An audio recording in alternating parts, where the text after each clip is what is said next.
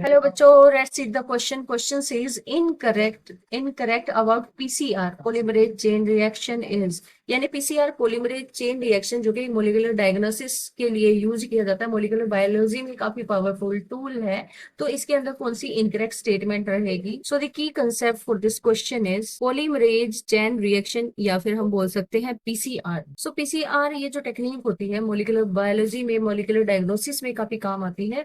और यहाँ पे बेसिकली क्या होता है, कोई भी जो डीएनए का स्मॉल सेगमेंट होता है, एक पहले जो है सैंपल कलेक्ट करते हैं, तो उसी सैंपल से डीएनए के small segment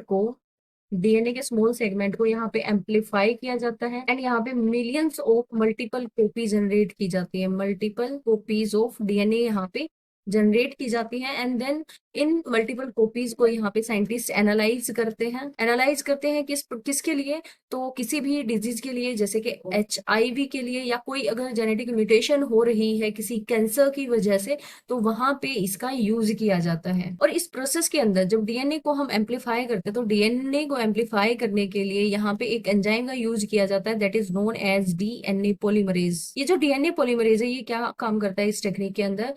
it perform the function of DNA replication, and replication का मतलब क्या होता है? डीएनए की कॉपीज बनाना। सो ये पूरा प्रोसेस है हमारा पीसीआर का। पीसीआर के अंदर क्या करते हैं, हम डीएनए के किसी भी स्मॉल सेगमेंट को हम एम्पलीफाई करते हैं और मिलियंस ऑफ कॉपीज यहाँ पे जनरेट करते हैं, और इन्हीं कॉपीज को हम एनालाइज करते हैं किसी भी डिजीज के लिए, जैसे एचआईवी और कैंसर के लिए। यहाँ पे एंजाइम यूज किया जाता है डीएनए पॉलीमरेज, और डीएनए पॉलीमरेज यहाँ पे करवाता है डीएनए रेप्लिकेशन, जिसकी वजह से रेप्लिकेशन, एज यू नो, कि डीएनए की कॉपीज बनाना, डीएनए से डीएनए बनना ही क्या कहलाता है? डीएनए रेप्लिकेशन कहलाता है। अब हम ऑल दी फोर ऑप्शंस को वन बाय वन इवेल्युएट करेंगे और find the right answer. So A option says it makes the copies of DNA. Obvious है कि जो पीसीआर है इसका प्राइमरी पर्पस ही यही है कि ये जो है पीसीआर क्रिएट करता है millions of copies of specific DNA segment. किसी भी स्मॉल इनिशियल सैंपल लिया, उससे कॉपीज बना रहे हैं, तो ये स्टेटमेंट हमारे यहाँ से करेक्ट हो जाएगी।